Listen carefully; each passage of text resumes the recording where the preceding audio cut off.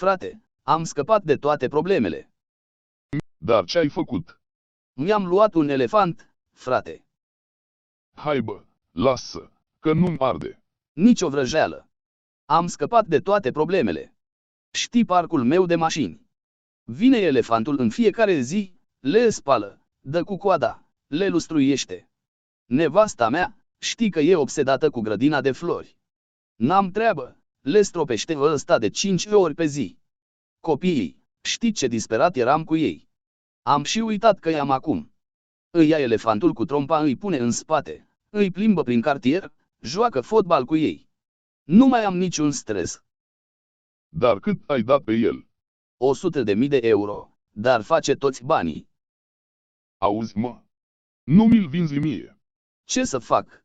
Nu pot, ăsta face parte din familie, nu e de vânzare. Hai că îți dau 150.000 de euro, dă-mi-le mie, doar știi ce probleme am acasă. Nu se poate. E sufletul nostru, cum să ne despărțim de el? Hai, că-ți dau 200.000 de euro, dă-mi-le să scap de belele. Nu se poate. Tu nu înțelegi. Îți comand și ție unul, dacă vrei, dar ai de așteptat un an. Băi, îți dau 300.000. Ajută-mă să-mi rezolv problemele. Ce dracu, suntem ca frații, am început împreună să facem afaceri. Bine, hai. Dar să știi că ți-am dat de la inimă. Era ca și copilul nostru. 6 luni mai târziu. Băi, ce mi-ai făcut, bă? M-ai nenorocit cu elefantul ăsta. De ce? Nu face nimic, frate. Parcul meu de mașini, îl știi.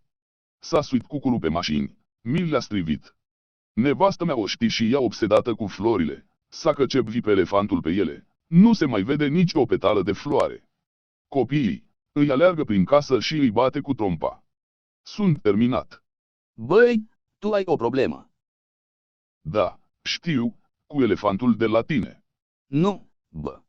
Tu, cu atitudinea asta, nu o să vinzi niciodată elefantul ăla.